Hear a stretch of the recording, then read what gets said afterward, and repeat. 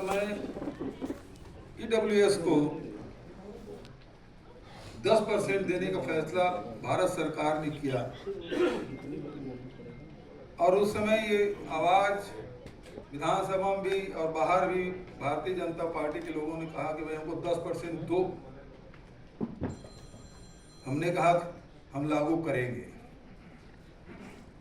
लेकिन जिस प्रकार से संविधान में व्यवस्था है एसटी एससी का, हमने उसको तो दिया हुआ है। अब आप ईडब्ल्यूएस के बोल रहे हैं तो 10% और हो गया, 45 10 55% हो गया। हमने कहा मंडल कमीशन की सिफारिश 27% की है ओबीसी की, हम उसको भी देंगे, तो 55 और 27 कितना हो गया? 82%। 82% हमने विधानसभा में पारित करके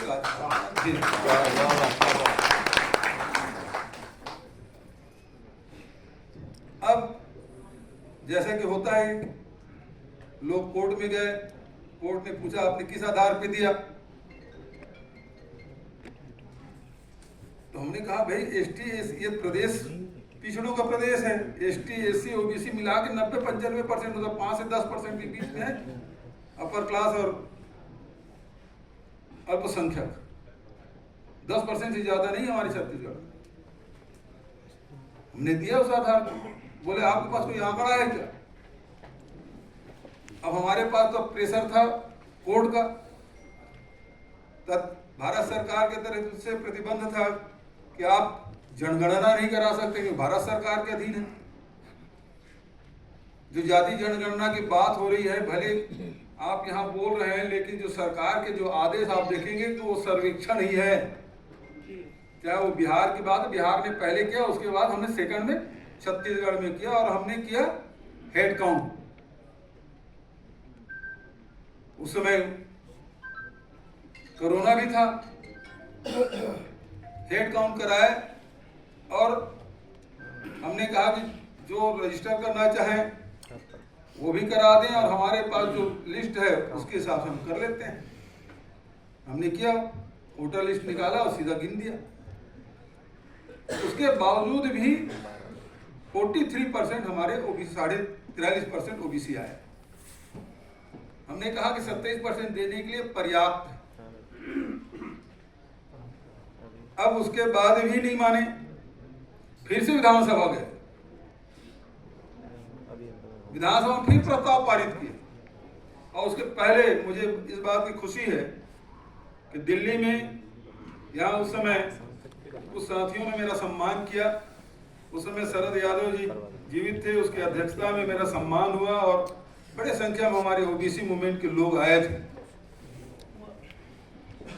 और दूसरा, ज्योतिबा फुले सम्मान से भी उसके जयंती के अवसर पर मुझे पुणे भी बुलाया गया, उसे सम्मानित भी किया गया। पूरी छत्तीसगढ़ कांग्रेस पार्टी के सरकार के का ही सम्मान था, उसको हमने लागू किया, विधानसभा में पारित कर दिए और आज भी राजभवन में अटका पड़ा है।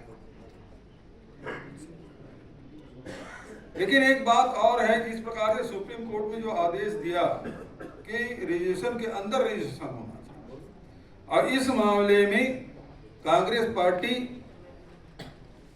के अलग अलग नेताओं के कर्नाटक से, तमिलनाडु से और दूसरे जगह से अलग अलग आवाजें आई, इधर से अलग अलग आवाजें आई, तो हाईकमान ने स्पष्ट निर्णय नहीं लिया।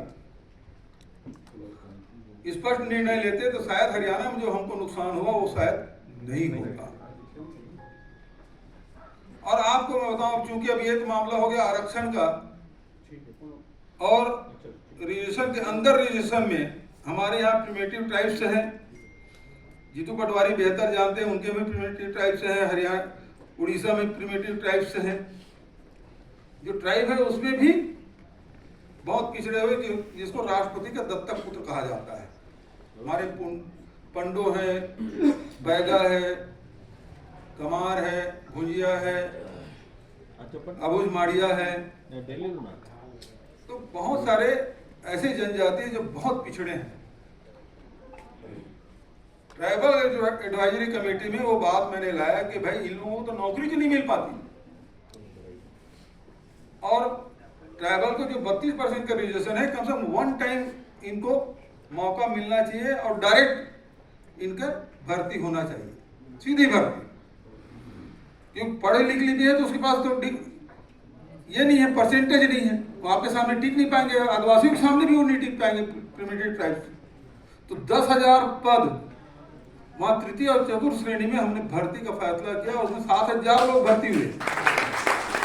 वेरिफिकेशन में थोड़ा समय लगा, तब तक सरकारी भी चली गई, लेकिन 7,000 लोगों को प्रिमिटिव ट्राइब्स को नौकरी दी।